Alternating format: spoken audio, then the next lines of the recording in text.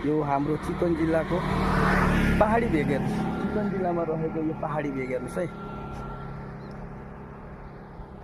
हेर्नुहोस् साथीहरू, पारी देख्न सक्नुहुन्छ रिसोर्ट प्रेसिडेन्सी र माथि डाँडामा देख्न सक्नुहुन्छ रिसोर्ट कविलास रिसोर्ट। कस्तो लाग्यो तपाईँलाई यो हाम्रो चितवनमा रहेको 50% पहाडी इलाका र 50% तराई इलाका मध्येमा चाहिँ यो थोरै सुन्दर दृश्य देखाउँदैछु म तपाईँलाई। देख्न सक्नुहुन्छ यो दृश्य, यो चाहिँ देवघाट पारिपट्टि दासढुङ्गा पारिपट्टिबाट खिचेको यो दृश्य देखाउँदैछु म तपाईँलाई। ल गाइस, दृश्य कस्तो लाग्यो है कमेन्ट गर्नु होला।